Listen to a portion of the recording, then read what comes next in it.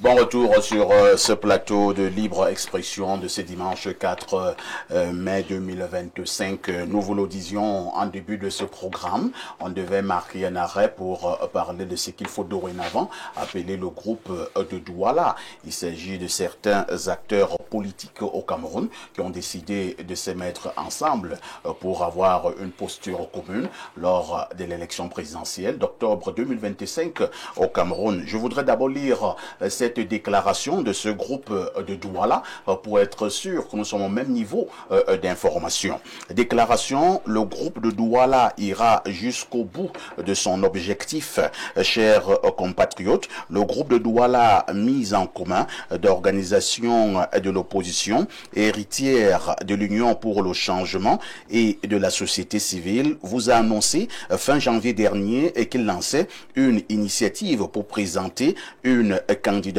forte à la prochaine présidentielle.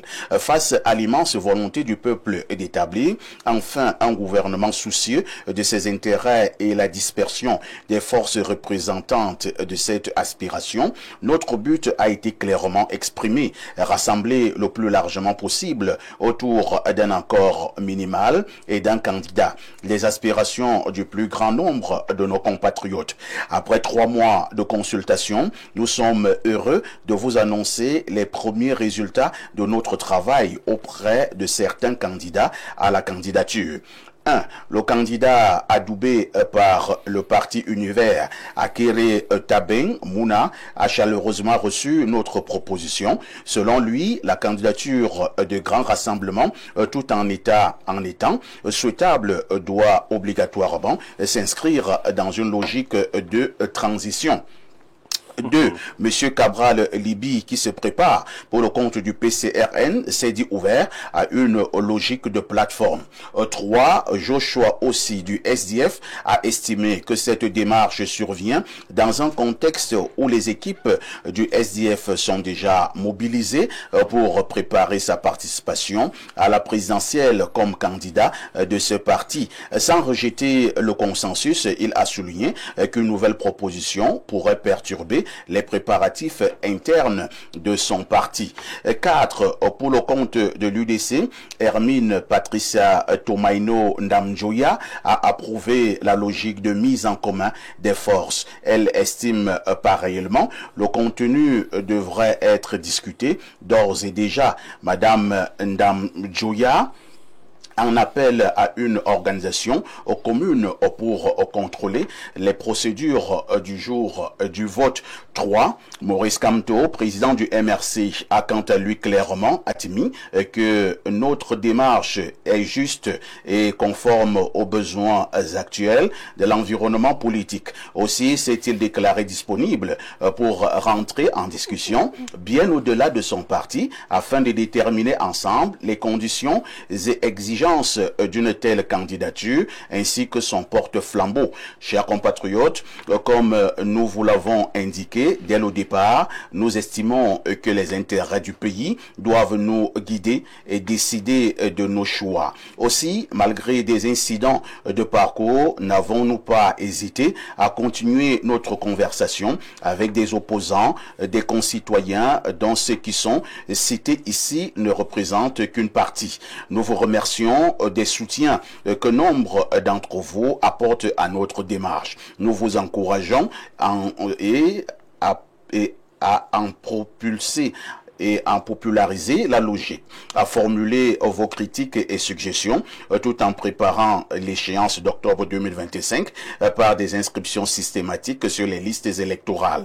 Le groupe de Douala va poursuivre sa mission avec les participants déjà connus et d'autres qui le voudraient bien.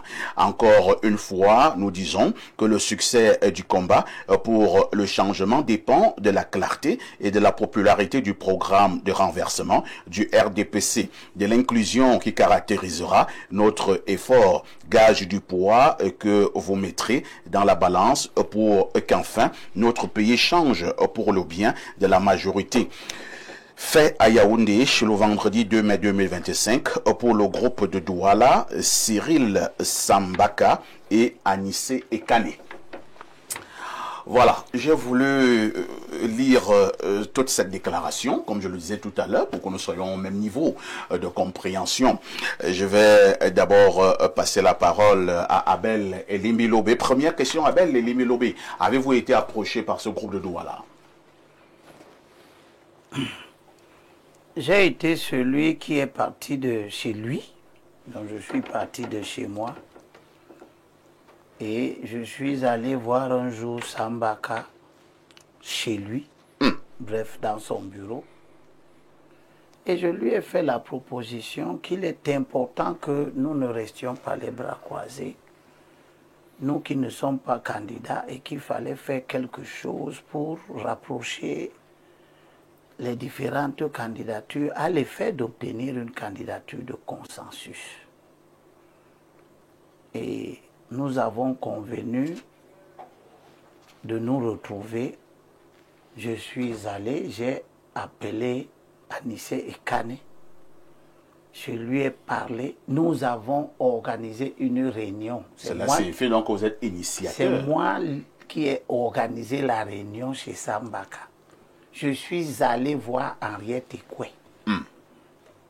Elle a participé à la première réunion. Je leur ai exposé l'essentiel de ma vision sur la question. Puis nous avons convenu d'une deuxième réunion à laquelle Henriette Ekwe n'est plus venue. Mais nous avons continué jusqu'à la production de la première déclaration, où nous annoncions notre intention de faire ce travail de rapprochement entre un certain nombre de leaders. Et la stratégie pour que ce rapprochement puisse marcher, notamment l'idée d'avoir des facilitateurs qui seraient des gens qui ne sont pas politiques, mais qui peuvent avoir une certaine notoriété pour pouvoir parler aux différents acteurs politiques, notamment si il devenait difficile de se comprendre. Très bien. Alors, je vais vous poser... les ai même pris. Oui. Sambaka, Anissé Ekane, Oui. moi-même. Je les ai amenés chez un premier facilitateur qui m'avait déjà donné son accord de principe pour nous aider dans ce travail. Entre-temps, il y a eu que j'ai pris une position par rapport à l'histoire du Mungo, qui, je pense que M. Anissé Ekane s'est répandu sur les réseaux, etc., avec une certaine invective. Peut-être que cela a dérangé un peu. En attendant de nous voir... Attendez un peu. L'affaire sur le Mungo, sur le fameux débat qui est né ici sur Libre Expression, oui, a eu un effet sur le groupe de Douala? Oui, en quelque sorte, dans la mesure où pendant que j'étais sur le plateau ici ce jour-là, Anissé m'a envoyé un message en disant que si je ne retire pas mes propos sur Ernest Ouandjé, cela interromprait notre collaboration. Ah bon? Donc je ne sais pas si notre collaboration avait été conçue par rapport à nos opinions vis-à-vis de Ouandjé Ernest. Ouandjé n'est pas candidat, Ouandjé ne vit pas, il a posé ses actes, je sais que j'ai déjà dit ce qu'il est. L'État du Cameroun a dans ses livres d'histoire ce que Ouandjé a été, etc. Donc je ne vois pas en quoi. Je n'ai pas retiré mes propos et je ne les retirerai d'ailleurs pas. Seulement j'ai constaté que Anissé m'a envoyé ce message-ci et j'ai découvert cette déclaration-là qui a été signée des deux collaborateurs. J'ai donc considéré qu'ils m'ont exclu. Cela signifie que vous êtes fâché? Cela signifie qu'il y a un malaise. Cela signifie qu'il y a un malaise. Ils ne m'ont pas dit qu'ils allaient faire une déclaration. Ils ne m'ont pas associé à l'élaboration de cette déclaration. Ils l'ont publiée. Ils ont choisi le moment pour la publier sans me dire. Et ils me l'ont envoyé moi-même. Je suppose donc que cette façon de faire est aussi un message pour me dire que je ne suis plus avec eux. Est-ce que nous devons comprendre également par là que vous allez également vous désolidariser? Alors, cela suppose que ce que j'aurais fait s'il m'avait consulté. Parce que moi, pour mettre ça en place, je les ai consultés. Ouais. Et pour continuer de cette manière, ils ne m'ont plus consulté. S'ils m'avaient consulté, premièrement, on n'aurait pas produit cette déclaration. C'est-à-dire qu'on a mis à l'écart l'initiateur du projet. Oui, ils le savent eux-mêmes. Ils le savent. Ils ont mis à l'écart l'initiateur du projet. Voici ce que je veux dire pour que nos compatriotes comprennent.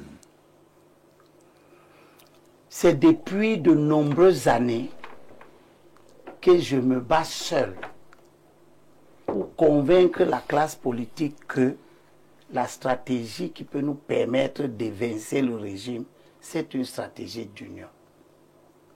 Mais en même temps que je dis ça, je leur dis aussi qu'il est temps que nous agissions pour qu'un anglophone arrive au pouvoir. 3. Je leur ai dit de façon répétitive, Dieu seul sait que s'ils sont de bonne foi, ils ne vont pas oublier que je leur ai dit ce que dit la Bible. Dans 2 Corinthiens chapitre 6, verset 14, je leur ai dit régulièrement à tout le peuple, à tous les acteurs de l'opposition, ne formez pas d'attelage disparate. C'est-à-dire que de tout temps, je n'ai pas arrêté de leur rappeler aussi ce que l'apôtre Paul dit dans 2 Thessaloniciens chapitre 3, verset 6. Nous vous ordonnons de vous éloigner de tout frère qui marche de manière désordonnée. J'ai rappelé en toutes circonstances que le consensus de l'opposition, que j'appelle de tous les vœux, ce n'est pas un tout venant. Ce n'est pas une foire. Il n'est pas ouvert à toutes sortes d'individus pour peu que quelqu'un se fait appeler opposant. Il s'agit d'un grand moment stratégique dans la vie de l'opposition. On ne peut pas le construire en oubliant ce que chacun est. En oubliant d'où vient chacun. Il y a des opposants qui causent un problème de faire partie d'une plateforme comme celle-là. Bien sûr. Est-ce qu'on n'a pas besoin de tout le monde pour construire? Non, on n'a pas besoin de tout le monde. J'espère que tout le monde m'entend. On n'a pas besoin de tout le monde. Est-ce que nous avons besoin des gens qui copinent avec les milieux LGBT? Moi, c'est non. Il y a des opposants qui copinent avec les milieux LGBT au Cameroun. Bien sûr. Ah bon? Vous savez très bien la position de M. Kamto sur la question. Sa position, c'est quoi? C'est son ambiguïté. Un coup, on lui demande, que pensez-vous de l'homosexualité? Il dit qu'il n'a rien à penser. Un coup, il dit qu'il pense que c'est ceci, c'est cela. Attendez, je continue. Je n'ai pas dit qu'il n'est pas libre. Il est libre de dire qu'il n'a rien à penser. Je n'ai pas dit qu'il n'est pas libre. Oui. Moi, je ne collabore pas avec ceux qui n'ont rien à penser. Parce que la situation voudrait qu'on ait quelque chose. Est-ce que M. Kamto a dit au Cameroun de manière claire qu'il soutenait l'homosexualité? Non plus. Non plus. Pourquoi vous lui faites dans un procès? Je ne lui fais pas un procès. J'ai dit il n'est pas le type de compagnon qu'il faut avoir. Il n'y a pas de procès. Pourquoi? Parce que s'il n'a pas une position, oui, l'État du Cameroun en ce moment a une position et cette position est à préserver. Et d'ailleurs, je voudrais féliciter... Est-ce que les homosexuels vous dérangent dans le cadre de votre plateforme? Les homosexuels dérangent. Ils vous empêchent de réfléchir? Non, ils ne nous empêchent pas de réfléchir. Ce sont les homosexuels qui font en sorte que le RDP reste au pouvoir? Le candidat de l'opposition, pour qu'il ait mon soutien, oui, il faut qu'il soit celui qui préserve l'ordre naturel, qui préserve la famille. Ces préservations s'inscrivent dans la continuité de la spécificité de l'État du Cameroun. Sur le plan culturel, nous sommes un pays qui respecte les lois de la nature. C'est compris, vous allez chuter. Je continue. Oui, vous allez chuter. Que j'ai dit que ce que nous devons mettre ensemble, ce sont des gens qui, au départ, remplissent déjà les conditions légales pour pouvoir aspirer à être candidat. Je constate qu'ils ont mis Kamto dedans, qui ne remplit pas les conditions légales. Et je constate qu'ils n'ont pas mis Bayodek, qui ne remplit pas les conditions légales, mais qui a annoncé sa candidature. Attends un peu.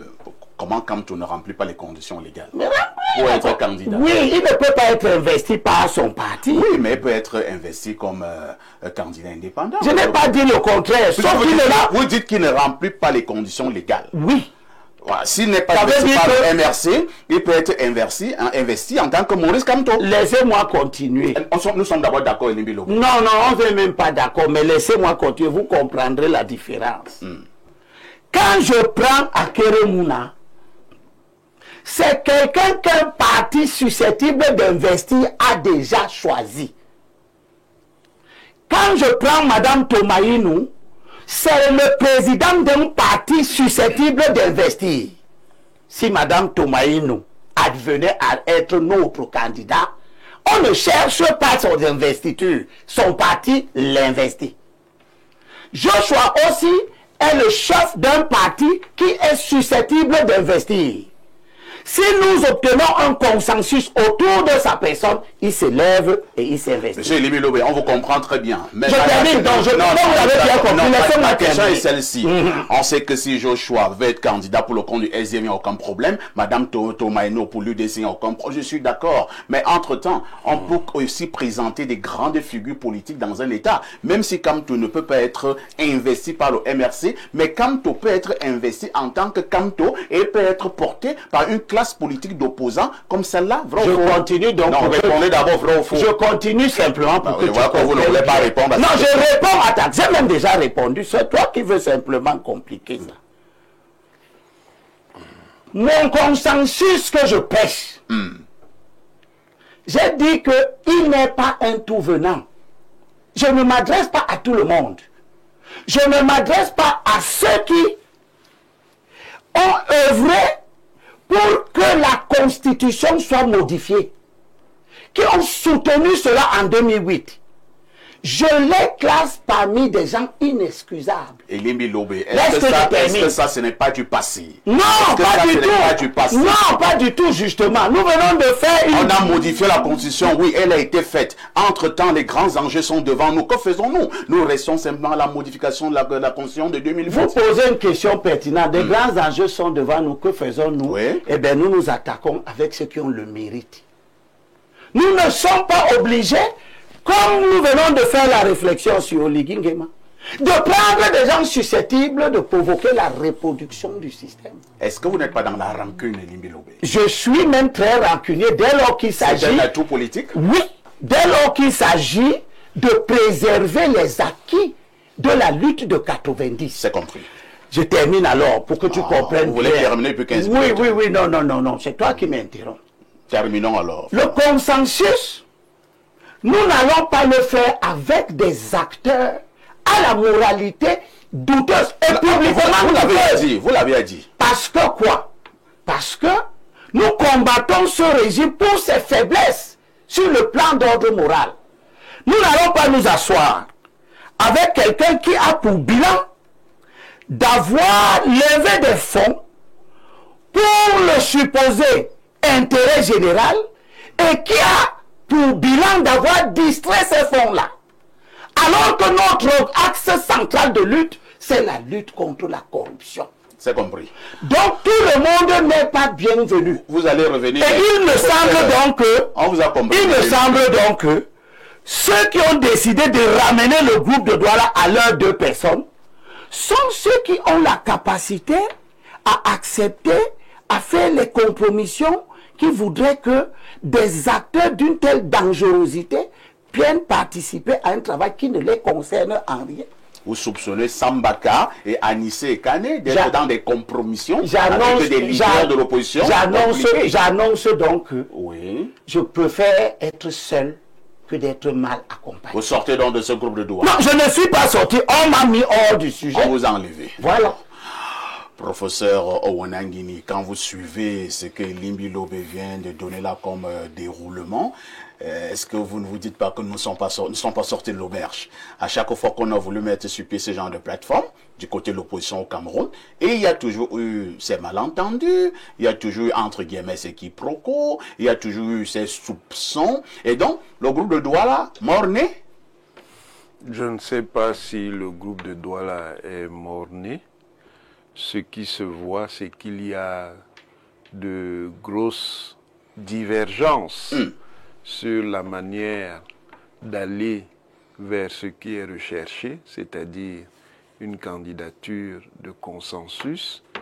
Et il y a également un caractère assez disparate des acteurs qui sont sollicités, ce qui va supposer un travail de mise en convergence qui n'est pas facile, parce que la convergence politique se construit à partir de plusieurs éléments. Il y a des éléments idéologiques. Pour mettre en convergence des acteurs, il faut, comme le disent d'ailleurs les acteurs du groupe de Douala, il faut un accord minimal. Et cet accord, il n'est pas spontané. Il est le produit d'une discussion. Et les discussions idéologiques prennent du temps. Je ne suis pas sûr qu'on les règle en 6 mois. Les discussions idéologiques sont très difficiles, les gens n'ayant pas les mêmes manières de voir les choses. Il y a des éléments proches, mais qui ne sont pas strictement identiques. Il y a des éléments moraux, c'est-à-dire la manière d'aborder la vie sur la base d'un certain nombre de valeurs. Vous voulez parler des LGBT? Par exemple. Vous êtes obligé de tourner. Monsieur Aïssi, je ne suis pas un acteur spontané, je suis un professeur d'université. Un professeur parle avec un cadre théorique et analytique. Bon, maintenant, si vous voulez que je parle comme au quartier, je peux parler comme au quartier, mais là, je ne parlerai pas. LGBT, c'est comme au quartier. Non, LGBT, moi je vous parle de valeurs. Maintenant, vous avez pris un exemple. Je vous dis que c'est possible. Très bien. Que cet exemple-là soit la source de différences, voire de différends entre les acteurs d'une éventuelle coalition. Il y a des éléments organisationnels. Et c'est ici que le caractère disparate va jouer. Parce qu'il y a des partis là, et il y a des acteurs là qui n'ont pas une base conséquente en termes d'implantation de force et en termes de structuration d'une action organisée. Ça, c'est la première chose. Maintenant, l'élément organisationnel est accompagné par l'élément de la représentativité. On peut s'associer à une coalition, mais quel est le degré de représentativité de ces différents acteurs?